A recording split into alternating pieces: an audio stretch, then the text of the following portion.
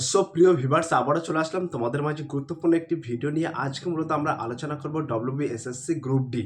তো তোমরা সকলেই জানো গ্রুপ ডির পরীক্ষা কিন্তু 8ই মার্চ অনুষ্ঠিত হচ্ছে। তো আজকে লাস্ট মিনিট সাজেশন তোমাদের মাঝে তুলে ধরবো। তো আমরা কিন্তু সরাসরি এই গ্রুপ ডির জন্য প্রশ্ন উত্তর নিয়ে হাজির হয়েছি। যে প্রশ্নগুলোর মধ্য থেকে কিন্তু তোমরা হুবাহুব কমন পাবে আশা রাখা যায়। তো সেই প্রশ্নগুলো কিন্তু তোমাদের মাঝে সরাসরি আজকের এই ভিডিওর মাধ্যমে তুলে ধরবো। তাই ভিডিওটি স্কিপ না করে সম্পূর্ণটি দেখার জন্য অনুরোধ রইল। তার আগে বলবো, যে সকল ভিউয়ার্স এখনও পর্যন্ত আমার এই চ্যানেলটি সাবস্ক্রাইব করেনি তাদেরকে বলো প্লিজ অতি দ্রুত সাবস্ক্রাইব করে দিয়ে আমাদের পাশে থাকুন এবং বন্ধুদের মাঝে শেয়ার করে দিন। তো আজকের ভিডিওটি ন্যাচারালি যে সমস্ত প্রার্থীরা গ্রুপ ডির পরীক্ষা দেবে 8ই মার্চ তাদের জন্য কিন্তু গুরুত্বপূর্ণ। চলুন বিস্তারিত তথ্য এক নজরে জেনে নেওয়া যাক। ভিউয়ার্স, শুরুতেই আমরা একটু ডিটেলসে জেনে নেব। তোমরা এখানে দেখতে পাচ্ছ বিষয় এবং বিস্তারিত। তো পরীক্ষা হচ্ছে কিন্তু ডব্লিউবিএসএসসি গ্রুপ ডি রিক্রুটমেন্ট 2026।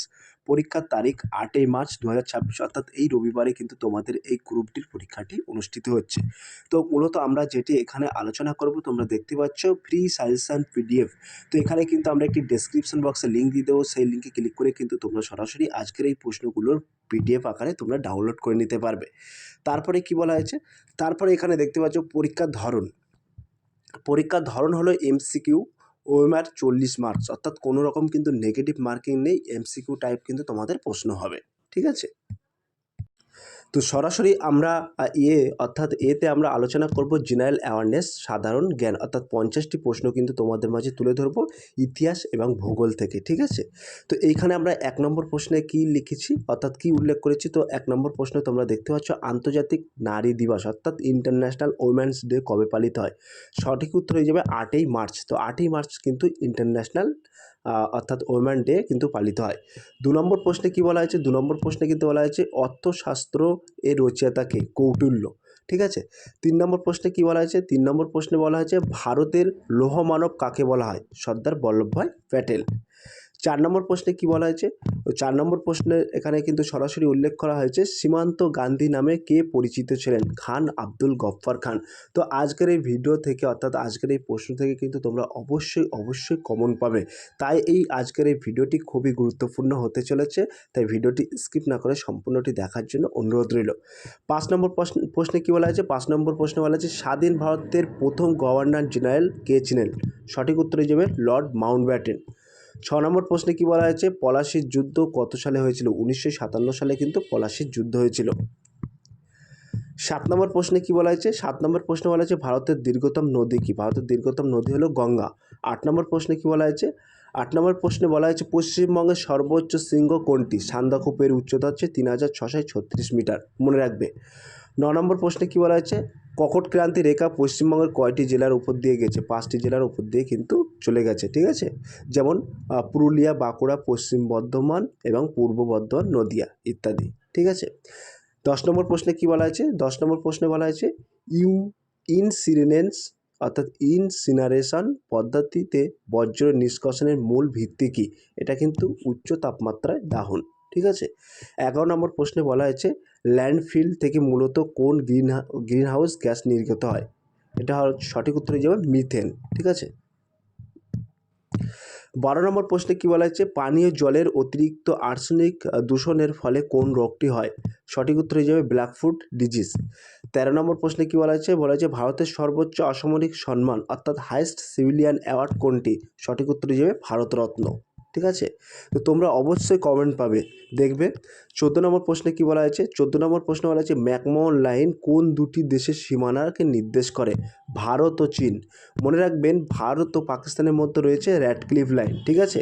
আর এই ম্যাকমোহন লাইন হচ্ছে ভারত ও চীন, আর র্যাডক্লিফ হচ্ছে ভারত ও পাকিস্তান, এটা মনে রাখবে, ঠিক আছে। তারপরে 15 নম্বর প্রশ্নে কি বলা হয়েছে, তো 15 নম্বর প্রশ্নে কিন্তু এখানে সরাসরি বলা হয়েছে ভারতের দক্ষিণতম বিন্দু কোনটি, ইন্দিরা পয়েন্ট, আন্দামান নিকোবর দ্বীপপুঞ্জ। তো ভারতের দক্ষিণতম বিন্দু কোনটি, মনে রাখবেন ইন্দিরা পয়েন্ট, ঠিক আছে। এবার আমরা সরাসরি দেখে নেব ভারতীয় সংবিধান থেকে। তো ভারতীয় সংবিধান থেকেও কিন্তু তোমাদের প্রশ্ন আসবে, সেটি কিন্তু আমরা এখানে সরাসরি উল্লেখ করছি। 16 নম্বর প্রশ্নে বলা আছে ভারতীয় সংবিধান কবে কার্যকর হয়, সঠিক উত্তর যাবে 26শে জানুয়ারি 1950। 17 নম্বর প্রশ্নে বলা হয়েছে সংবিধান খসড়া কমিটি অর্থাৎ ড্রাফটিং কমিটির সভাপতি কে ছিলেন, সঠিক উত্তর যাবে ডক্টর বি আর আম্বেদকর। 18 নম্বর প্রশ্নে কী বলা আছে? 18 নম্বর প্রশ্নে বলা আছে ভারতের প্রথম রাষ্ট্রপতি কে ছিলেন? সঠিক উত্তর হিসেবে রাজেন্দ্র প্রসাদ। 19 নম্বর প্রশ্নে কী বলা আছে? লোকসভার সর্বাধিক সদস্য সংখ্যা কত হতে পারে? 552 জন। সঠিক উত্তর হিসেবে 552 জন। 20 নম্বর প্রশ্নে বলা আছে মৌলিক অধিকার সংবিধানের কোন অংশে বর্ণিত আছে? সঠিক উত্তর হিসেবে তৃতীয় অংশে, পার্ট 3-তে কিন্তু এই মৌলিক অধিকারটি বর্ণিত আছে, মনে রাখবেন। 21 নম্বর প্রশ্নে কী বলা আছে? 21 নম্বর প্রশ্নে বলা আছে সম্প্রীতির অধিকার কি বর্তমানে একটি মৌলিক অধিকার? না, এটি এখন একটি আইন অধিকার, মনে রাখবেন। যে সম্পত্তির অধিকার আগে কিন্তু মৌলিক অধিকার ছিল, এখন এটা কিন্তু আইন অধিকার হয়ে গেছে, ঠিক আছে। 22 নম্বর প্রশ্নে বলা হয়েছে রাজ্যসভার সদস্যর মেয়াদ কত বছর? সঠিক উত্তর 6 বছর। 23 নম্বর প্রশ্নে কী বলা আছে রাজ্যের মুখ্যমন্ত্রীকে কে নিয়োগ করেন? সঠিক উত্তর রাজ্যপাল। তাহলে রাজ্যের মুখ্যমন্ত্রীকে কে নিয়োগ করেন? মনে রাখবেন রাজ্যপাল নিয়োগ করেন। 24 নম্বর প্রশ্নে কী বলা হয়েছে ভারতের সুপ্রিম কোর্টের বিচারপতিদের অবসরের বয়স কত? মনে রাখবেন 65 বছর। 25 নম্বর প্রশ্নে কী বলা হয়েছে কত নম্বর ধারা অনুযায়ী দেশে জাতীয় জরুরি অবস্থা জারি করা হয়? সঠিক উত্তর হিসেবে 352 নম্বর ধারা। ক্লিয়ার?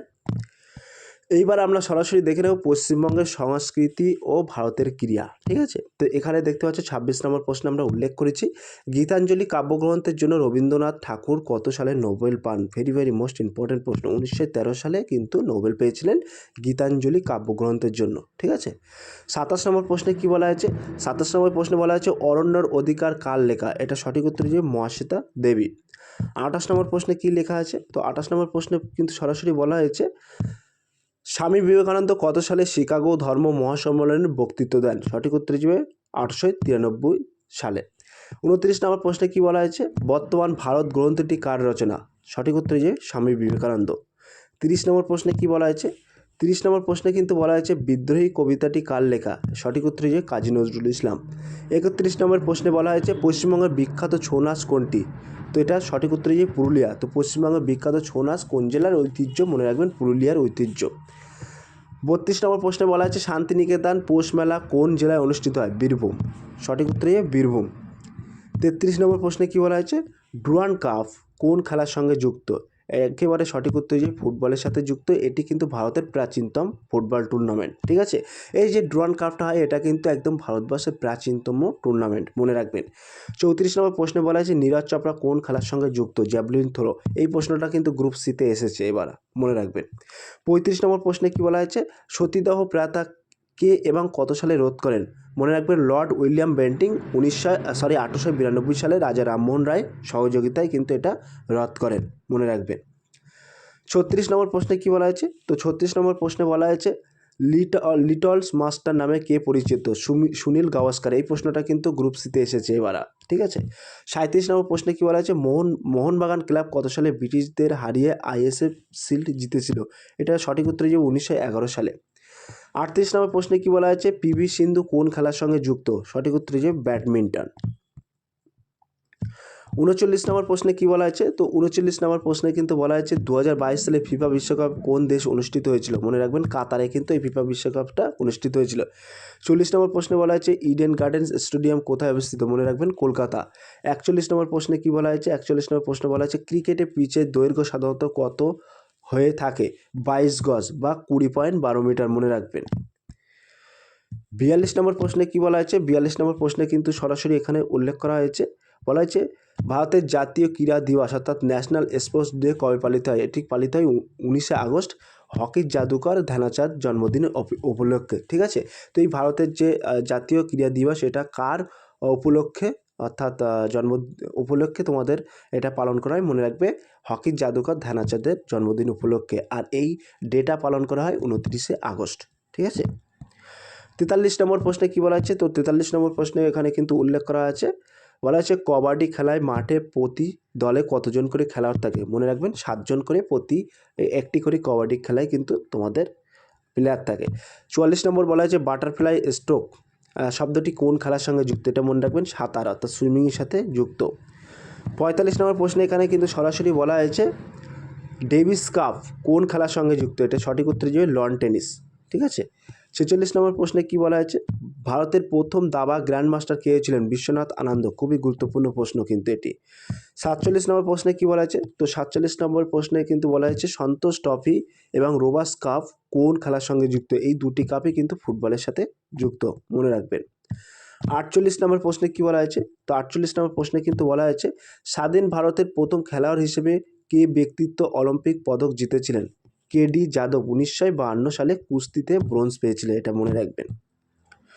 39 নম্বর প্রশ্নে কিন্তু বলা হচ্ছে বুলস আই শব্দটি সাধারণত কোন খেলার সাথে যুক্ত?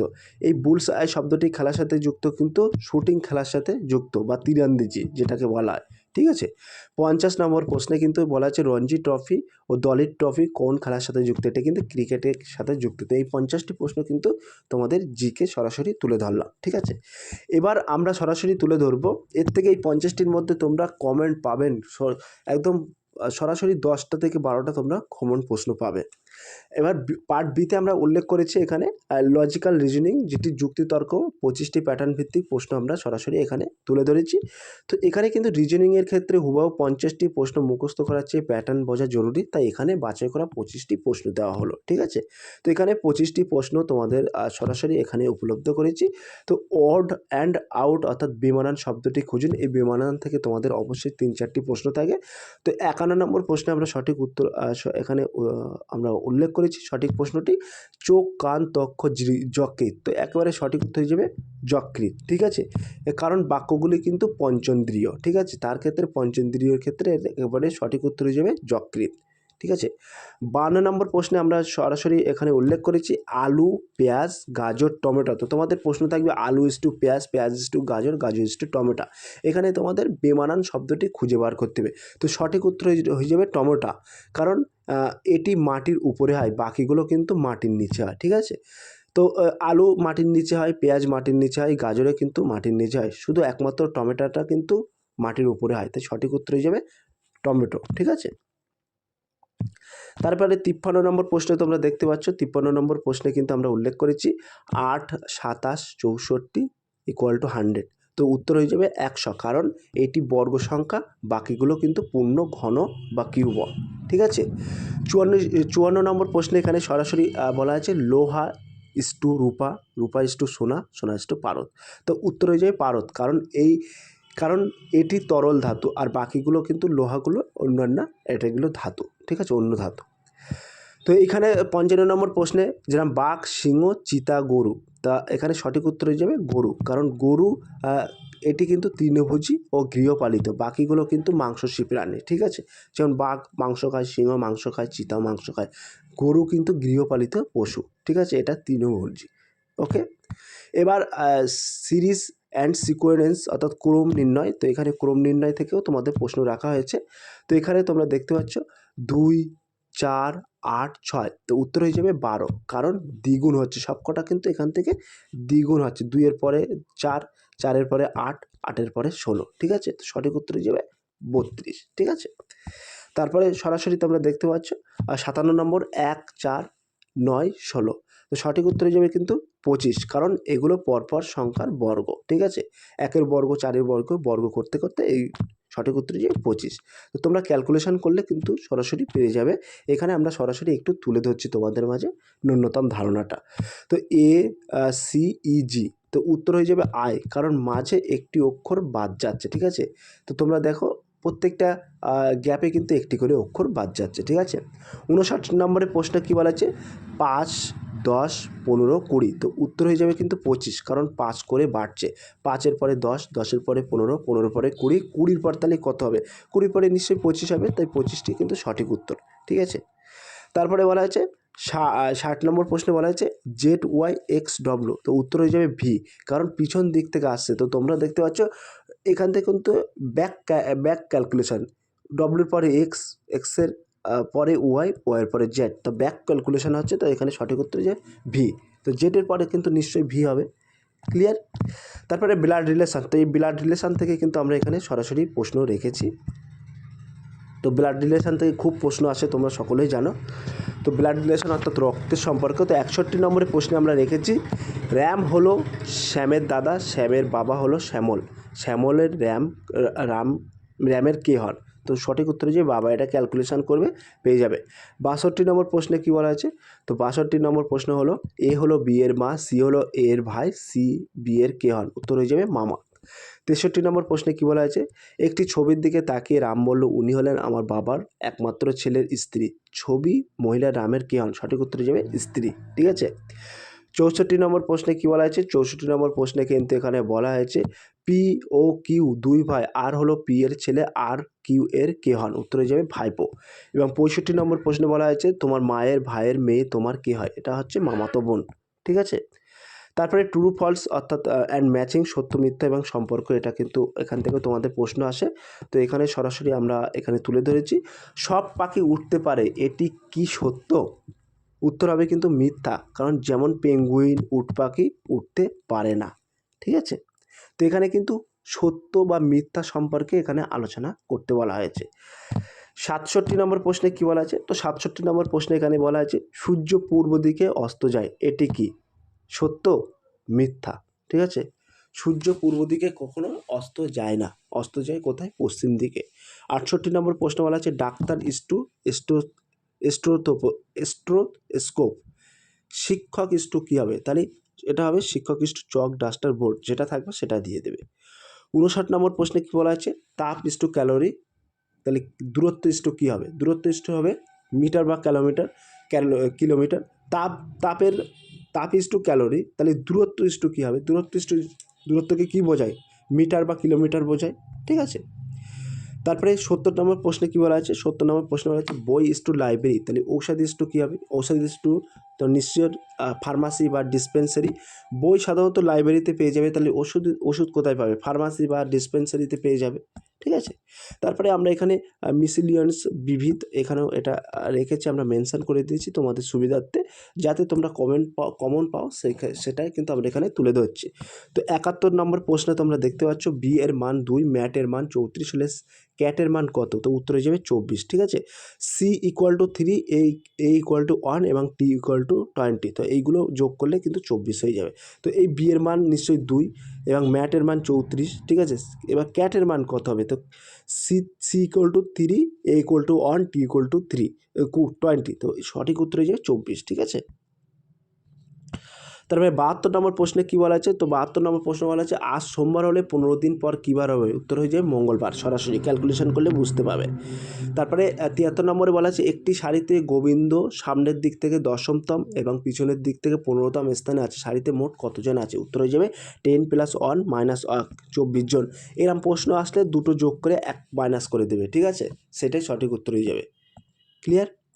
74 নম্বর প্রশ্নে কী বলা আছে? তো 74 নম্বর প্রশ্ন কিন্তু এখানে সরাসরি বলা হয়েছে সকাল 6টায় ঘড়ির কাঁটার দুটির মধ্যে কত ডিগ্রি কোণ তৈরি হয়? উত্তর হবে 180 ডিগ্রি। ঠিক আছে। 6টার সময় দেখবে ঘড়ির কাঁটা 180 ডিগ্রি কোণ তৈরি হয়। তারপরে ডগ যদি হয় গোট, তবে ট্যাপ কী হবে? সঠিক উত্তর হবে বিএটি। এটা তোমরা ডির পরে জির পরে টির পরে কি হবে, এরকমভাবে ক্যালকুলেশন করলে তোমরা পেয়ে যাবে। ঠিক আছে। এবার আমরা সরাসরি অপশান সিতে চলে আসলাম, যে অ্যারিথমেটিক অর্থাৎ পাটিগণিত থেকে আমরা 25টি প্রশ্ন তোমাদের মাঝে প্যাটার্ন ভিত্তিক রেখেছি। তো ওইটা কিন্তু অষ্টম শ্রেণী মানের গণিতের বেসিক কনসেপ্ট ক্লিয়ার করার জন্য 25টি মডেল প্রশ্ন তোমাদের মাঝে সরাসরি তুলে ধরছি। ঠিক আছে। তো এখানে তোমরা দেখতে পাচ্ছ অ্যাভারেজ গড়। তো এখানে 76 নম্বর প্রশ্নে কী বলা আছে? প্রথম 5টি স্বাভাবিক সংখ্যার গড় কত? উত্তর হয়ে যাবে কিন্তু 3। ঠিক আছে। তো 1 + 2 + 3 + 4 + 5 = 15/5। ঠিক আছে। এখানে বাই 3। ঠিক আছে। এখানে সঠিক উত্তর হয়ে যাবে 3।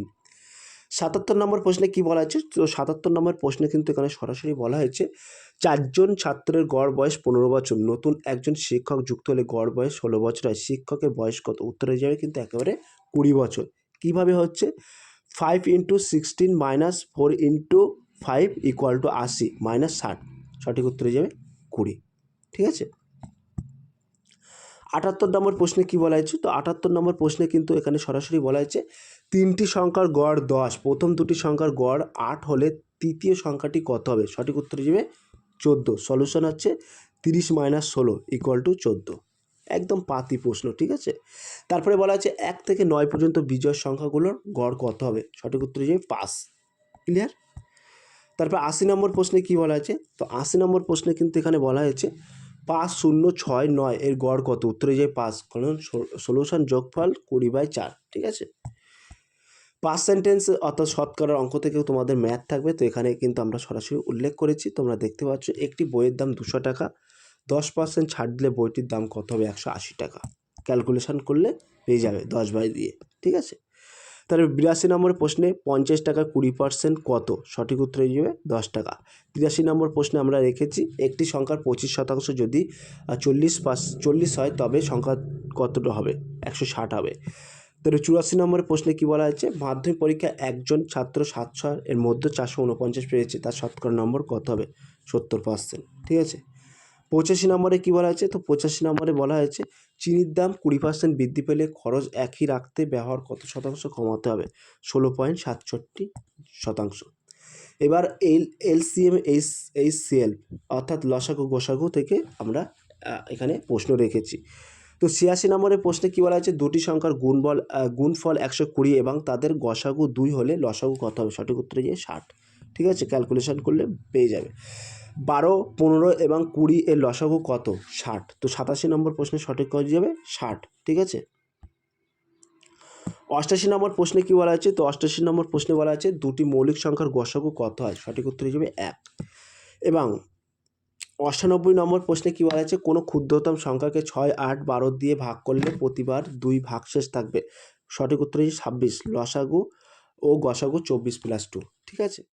তো 90 নম্বর প্রশ্নে কী বলা হয়েছে? তো 90 নম্বর প্রশ্নে কিন্তু বলা হয়েছে দুটি সংখ্যার অনুপাত 3:4 এবং গসাগু 5 হলে সংখ্যা দুটি কী কী?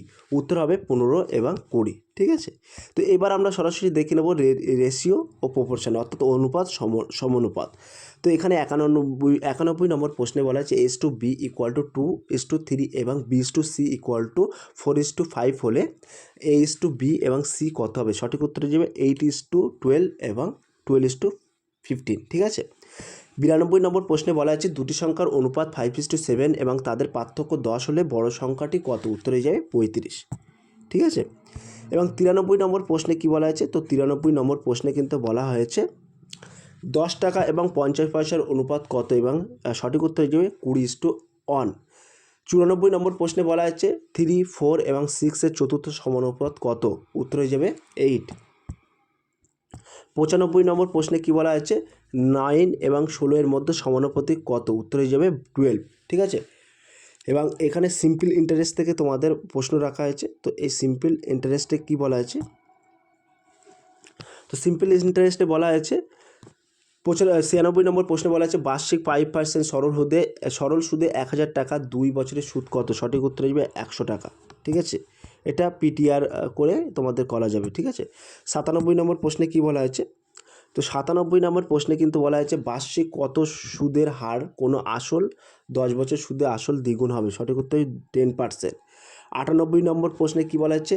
সুবাসন একটি ব্যাংকে 2000 টাকা রাখলো, 4 বছর পরে সে 2400 টাকা পেল, সুদের হার কত? সঠিক উত্তর হয়ে যায় 5%, ঠিক আছে। 99 নম্বর প্রশ্নে কী বলা হয়েছে? তো 99 নম্বর প্রশ্নে কিন্তু বলা হয়েছে বার্ষিক 6% সরল সুদে কত টাকার 1 বছরের সুদ 30 টাকা হবে? সঠিক উত্তর হয়ে যায় 500 টাকা। 100 নম্বর প্রশ্ন বলা আছে আসল এবং 1 বছরের সুদ আসলের অনুপাত 10:11 হলে বার্ষিক সুদের হার কত? সঠিক উত্তরে যাবে 10%, ঠিক আছে। এবার আমরা সরাসরি দেখে নেব পশ্চিমবঙ্গ কেন্দ্রিক সাধারণ জ্ঞান 50টি প্রশ্ন। তো এখানে থেকে আমরা 50টি প্রশ্ন রেখেছি। তো আজকে মোটামুটি তোমরা করে গেলে অবশ্যই তোমরা কিন্তু সরাসরি এখান থেকে বহু প্রশ্ন কিন্তু কমেন্ট পাবে, ঠিক আছে। অনেক প্রশ্ন কিন্তু তোমরা কমেন্ট পাবে। তো ভূগোল ও পরিবেশ থেকে আমরা সরাসরি প্রশ্ন রেখেছি। 1 নম্বর প্রশ্ন বলা আছে পশ্চিমবঙ্গের দীর্ঘতম নদী কোনটি? সঠিক উত্তর হচ্ছে ভাগীরথী, হুগলি। 2 নম্বর প্রশ্নে বলা আছে দামোদর নদকে কেন বাংলার দুঃখ বলা হয়? ভয়াবহ বন্যার কারণে কিন্তু বাংলার দুঃখ বলা হয়। 3 নম্বর প্রশ্নে কী বলা আছে? 3 নম্বর প্রশ্নে বলা আছে ফারাক্কা ব্যারেজের নির্মাণের প্রধান উদ্দেশ্য কী ছিল? কলকাতা বন্দরকে নবায়ত্ত দেওয়া ও রক্ষা করা। 4 নম্বর প্রশ্নে বলা হচ্ছে পশ্চিমবঙ্গ কোন জেলাকে ধানের ভাণ্ডার বলা হয়? সঠিক উত্তর হচ্ছে পূর্ব বর্ধমান। 5 নম্বর প্রশ্নে কী বলা হয়েছে? 5 নম্বর প্রশ্নে বলা হয়েছে সুন্দরবন কত সালে ইউনেস্কো ওয়ার্ল্ড হেরিটেজ সাইট আখ্যা পায়? 1987 সালে। ঠিক আছে। 6 নম্বর প্রশ্নে কী বলা হয়েছে? 6 নম্বর প্রশ্নে সরাসরি বলা হয়েছে পশ্চিমবঙ্গের কোথায় সবচেয়ে বেশি বৃষ্টিপাত হয়? বক্সার দুয়ার অর্থাৎ আলিপুরদুয়ারে কিন্তু সবচেয়ে বেশি বৃষ্টিপাত হয়। 7 নম্বর প্রশ্নে বলা হয়েছে পশ্চিমবঙ্গের উষ্ণতম স্থান কোনটি? মনে রাখবেন আসানসোল, পশ্চিম বর্ধমান। 8 নম্বর প্রশ্নে বলা হয়েছে আয়তনের দিক থেকে পশ্চিমবঙ্গ ভারতের কততম রাজ্য? মনে রাখবেন 13তম রাজ্য। 9 নম্বর প্রশ্নে কী বলা হয়েছে? জলদাপাড়া ও গরুমারা জাতীয় উদ্যান কিসের জন্য বিখ্যাত? মনে রাখবে একশৃঙ্গ গন্ডার। 10 নম্বর প্রশ্নে কী বলা হয়েছে? পশ্চিমবঙ্গের সাথে কোন দেশের আন্তর্জাতিক সীমানা দীর্ঘতম? বাংলাদেশ, প্রায় 2217 কিমি। ঠিক আছে, সঠিক উত্তর দিয়ে বাংলাদেশ। 11 নম্বর প্রশ্নে কী বলা হয়েছে? 11 নম্বর প্রশ্নে কিন্তু বলা হয়েছে পূর্ব কলকাতা জলভূমি অর্থাৎ ইস্ট কলকাতা ওয়েস্টল্যান্ডস কিসের জন্য বিখ্যাত? এটা হচ্ছে রামসর সাইট এবং প্রকৃতিভাবে বজ্র জল সাধনের জন্য বিখ্যাত। 12 নম্বর প্রশ্নে কী বলা আছে? তো 12 নম্বর প্রশ্নে কিন্তু এখানে সরাসরি বলা আছে পশ্চিমবঙ্গে কোথায় ভূগর্ভস্থলে জলের আর্সেনিক দূষণ সবচেয়ে বেশি দেখা যায়? এটা হচ্ছে নদিয়া, মালদহ এবং উত্তর ও দক্ষিণ চব্বিশ পরগনায়। ঠিক আছে। 13 নম্বর প্রশ্নে কী বলা আছে? তো 13 নম্বর প্রশ্নে কিন্তু বলা হয়েছে হলদিয়া কী ধরনের শিল্পকেন্দ্র হিসেবে পরিচিত? মনে রাখবেন পেট্রোরসায়ন শিল্প। 14 নম্বর প্রশ্নে কী বলা হয়েছে দার্জিলিং হিমালয়ান রেলওয়ে কত সালে ইউনেস্কো হেরিটেজ সাইট হয়? মনে রাখবেন 1999 সালে। 15 নম্বর প্রশ্নে কী বলা হয়েছে? 15 নম্বর প্রশ্নে কিন্তু এখানে বলা হয়েছে সরাসরি কী বলা হয়েছে? বলা হয়েছে পশ্চিমবঙ্গের রাজ্য পশু ও পাখি, ফল ও গাছ কী কী? তো মনে রাখবেন মেছো বিড়াল, শ্বেতকাণ্ড, মাছরাঙা, শিউলি, সাতিম। একসাথেই কিন্তু এগুলো দিয়েছে। পশ্চিমবঙ্গের রাজ্য পশু হলো মেছো বিড়াল, পাখি হলো শ্বেতাঙ্গ বা মাছরাঙা এবং ফুল হলো শিউলি বা সাতিম। ঠিক আছে, একসঙ্গে কিন্তু এই প্রশ্নটা অ্যাটাচড করে দিয়েছি। এবার সরাসরি দেখে নেব ইতিহাস ও ব্যক্তিত্ব। তো এখানে তোমরা দেখতে পাচ্ছ 16 নম্বর প্রশ্নে বলা আছে পশ্চিমবঙ্গের রূপকার কাকে বলা হয়? ডক্টর বিধানচন্দ্র রায়কে। 17 নম্বর প্রশ্নে বলা আছে বাংলার প্রথম স্বাধীন নবাব কে ছিলেন? মুর্শিদ কুলি খাঁ। ঠিক আছে। 18 নম্বর প্রশ্নে কী বলা আছে? 18 নম্বর প্রশ্নে বলা আছে 76 মর্মন্তর 1176 বঙ্গাব্দ খ্রিস্টাব্দে হিসেবে কত সালে হয়েছিল? মনে রাখবেন 1770 সালে। 19 নম্বর প্রশ্নে কী বলা আছে? তো 19 নম্বর প্রশ্নে কিন্তু বলা আছে ভারতের প্রথম স্বাধীনতা সংগ্রামে ব্যারাকপুরে কে প্রথম বিদ্রোহ করেন? মঙ্গল পাণ্ডে। ঠিক আছে, এটা কিন্তু সাঁওতাল বিদ্রোহ বা হুল কত সালে হয়েছিল? মনে রাখবেন 1855 সালে। ঠিক আছে। 20 নম্বর প্রশ্নে সাঁওতাল বিদ্রোহ কত সালে হয়েছিল বা হুল কত সালে হয়েছিল? 1855 সালে মনে রাখবেন।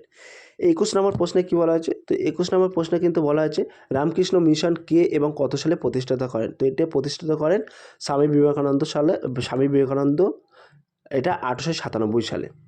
তারপরে এখানে বলা আছে নেতাজি সুভাষচন্দ্র বোস কত সালে ফরওয়ার্ড ব্লক দল গঠন করেন? 1993 সালে। 23 নম্বর প্রশ্নে কী বলা আছে? তো 23 নম্বর প্রশ্নে কিন্তু সঠিক এখানে বলা আছে বিশ্বভারতী বিশ্ববিদ্যালয় কে প্রতিষ্ঠিত করেন? সঠিক উত্তর হিসেবে রবীন্দ্রনাথ ঠাকুর 1911 সালে। 24 নম্বর প্রশ্নে বলা আছে ঈশ্বরচন্দ্র বিদ্যাসাগরের জন্মস্থান বীরসিংহ গ্রামে কোন জেলা অবস্থিত? সঠিক উত্তর হিসেবে পশ্চিম মেদিনীপুর।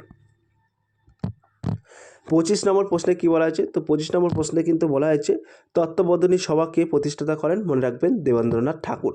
26 নম্বর প্রশ্নে কী বলা আছে এশিয়াটিক সোসাইটি কে প্রতিষ্ঠাতা করেন? মনে রাখবেন স্যার উইলিয়াম জোন্স 1784 সালে। 27 নম্বর প্রশ্নে কী বলা আছে কলকাতা বিশ্ববিদ্যালয় কত সালে প্রতিষ্ঠিত হয়? মনে রাখবেন 1857 সালে। 28 নম্বর প্রশ্নে কী বলা আছে হাওড়া ব্রিজ যেটাকে রবীন্দ্র সেতু বলা হয় কত সালে জনসাধারণের জন্য খুলে দেওয়া হয়? 1943 সালে। 29 নম্বর প্রশ্নে কী বলা আছে ভারতের প্রথম পাতাল রেল কোথায় চালু হয়? মনে রাখবেন কলকাতা 1948 সালে। 30 নম্বর প্রশ্নে কী বলা আছে পশ্চিমবঙ্গের প্রথম মুখ্যমন্ত্রী কে ছিলেন? প্রফুল্ল চন্দ্র ঘোষ। সাহিত্য সংস্কৃতি, এই সাহিত্য সংস্কৃতি থেকে তোমাদের প্রশ্ন থাকবে। তো 31 নম্বর প্রশ্নে তোমরা দেখতে পাচ্ছ অরণ্যর অধিকার উপন্যাসটি কার লেখা? মহাশ্বেতা দেবী। 32 নম্বর প্রশ্নে কী বলা আছে আনন্দমঠ উপন্যাসের রচয়িতাকে? বঙ্কিমচন্দ্র চট্টোপাধ্যায়। এবং 33 নম্বর প্রশ্নে কী বলা আছে? তো 33 নম্বর প্রশ্নে কিন্তু সরাসরি এখানে উল্লেখ করা আছে বলেছে নীলকর সাহেবের অত্যাচারের কাহিনী নিয়ে নীল দর্পণ নাটকটি কার রচনা? দীনবন্ধু মিত্রের। একটু প্রশ্নটা কিন্তু ঘুরিয়ে করলো। ঠিক আছে।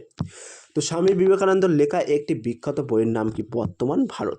35 নম্বরের প্রশ্নে ছৌ নাচ পশ্চিমবঙ্গের কোন জেলার নিজস্ব সংস্কৃতি? এটা পুরুলিয়া। এর আগে কিন্তু একবার বলে দিয়েছি। তারপরে 36 নম্বর প্রশ্নে কী বলা আছে গম্ভীরা উৎসব কোন জেলার সাথে যুক্ত? মালদহ।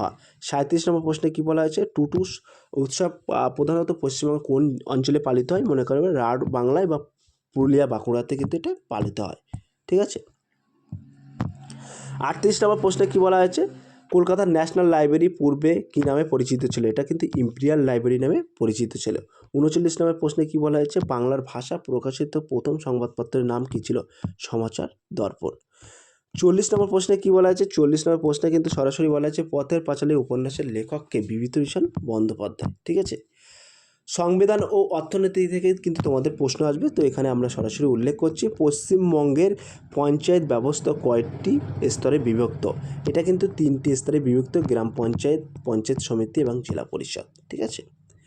তারপরে তোমাদের 42 নম্বর প্রশ্নে কী বলা হয়েছে? তো 42 নম্বর প্রশ্নে কিন্তু তোমাদের বলা হয়েছে পশ্চিমবঙ্গের থেকে লোকসভায় নির্বাচিত সদস্য কত? 42 জন। পশ্চিমবঙ্গের বিধানসভার মোট আসন সংখ্যা কত? এটা মনে রাখবেন 294 জন। ঠিক আছে। এবং 44 নম্বর প্রশ্নে কী বলা হয়েছে? তো 44 নম্বর প্রশ্নে কিন্তু বলা হয়েছে কলকাতা হাইকোর্টের প্রথম প্রধান বিচারপতি কে ছিলেন? Sir Barnes peacock. ঠিক আছে। এবং 45 নম্বর প্রশ্ন বলা হচ্ছে চিত্তরঞ্জন লোকোমোটিভ ওয়ার্কস অর্থাৎ রেল ইঞ্জিন কারখানা কোথায় অবস্থিত? এটা পশ্চিমবঙ্গের বর্ধমানে অবস্থিত। ঠিক আছে। 46 নম্বর প্রশ্নে কী বলা হয়েছে? তো 46 নম্বর প্রশ্নে বলা হয়েছে পশ্চিমবঙ্গের কোথায় সবচেয়ে ভালো মানের কয়লা পাওয়া যায়? এটা কিন্তু রানীগঞ্জ। ঠিক আছে। ভালো মানের কয়লা পাওয়া যায়। 47 নম্বর প্রশ্নে বলা হয়েছে কন্যাশ্রী প্রকল্প কত সালে চালু হয়? এটা হচ্ছে 2013 সালে কিন্তু চালু হয়। 48 নম্বর প্রশ্নে কী বলা হয়েছে? তো 48 নম্বর প্রশ্নে কিন্তু বলা হয়েছে যুব ভারতীয় ক্রীড়াঙ্গনে অর্থাৎ সল্টলেক স্টেডিয়াম কোথায় অবস্থিত? এটা হচ্ছে কলকাতা অবস্থিত। 49 নম্বর প্রশ্নে কী বলা হয়েছে? বলেছে পশ্চিমবঙ্গ সরকারের খাদ্যসাথী প্রকল্পের মূল উদ্দেশ্য কী? কম দামে বা বিনামূল্যে রেশন প্রদান করা। ঠিক আছে। 50 নম্বর প্রশ্নে কী বলা হয়েছে? 50 নম্বর প্রশ্নে বলা হয়েছে পশ্চিমবঙ্গের কোন জেলাকে ম্যাঙ্গো সিটি বা আমের শহর বলা হয়? এটা হচ্ছে মালদাকে। ঠিক আছে। তারপরে এখানে কিন্তু আমরা কিছু বেসিক তোমাদের কম্পিউটার থেকে অবশ্যই প্রশ্ন আসবে, সেটা বেসিক্স এটা সাজেশান আমরা এখানে রেখেছি। তো সম্পূর্ণ অর্থাৎ গুরুত্বপূর্ণ সম্পূর্ণ রূপ অর্থাৎ ফুল ফর্ম আমরা রেখেছি। তো 1 নম্বরে সিপিইউ এর ফুল ফর্ম হচ্ছে সেন্ট্রাল প্রসেসিং ইউনিট, এবং র্যামের হচ্ছে সম্পূর্ণ রূপ অর্থাৎ র্যামের ফুল ফর্ম হচ্ছে র্যান্ডম অ্যাক্সেস মেমোরি, রমের ফুল ফর্ম হচ্ছে রেড অনলি মেমোরি, এবং ডট এই প্রশ্নটা এসেছিলো গ্রুপ সিতে অর্থাৎ 1 মার্চে যে পরীক্ষা হয়েছে তাতে এসেছিলো। ওয়ার্ল্ড ওয়াইড ওয়েব মনে রাখবে, ইউআরএল ফুল ফর্ম হচ্ছে ইউনিফর্ম রেসকল লোকেটার। ঠিক আছে। তারপরে দেখতে পাচ্ছি HTTP অর্থাৎ এটা হচ্ছে HTTPর ফুল ফর্ম হচ্ছে হাইপার টেক্সট ট্রান্সফার প্রোটোকল। আইপির ফুল ফর্ম হচ্ছে ইন্টারনেট প্রোটোকল। ওয়াইফাইয়ের ফুল ফর্ম হচ্ছে ওয়্যারলেস ফাইডেলিটি। ঠিক আছে। ল্যানের ফুল ফর্ম হচ্ছে লোকাল এরিয়া নেটওয়ার্ক, এবং পিডিএফের ফুল ফর্ম হচ্ছে পোর্টেবল ডকুমেন্ট ফরম্যাট। ইমেলের ফুল ফর্ম হচ্ছে ইলেকট্রনিক মেল। ঠিক আছে।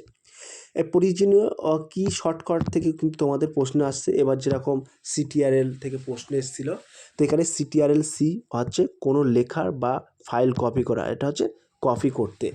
ঠিক আছে। CTRL-V এটা হচ্ছে কপি বিষয় পেস্ট করা। ঠিক আছে। CTRL পেস্ট করার জন্য।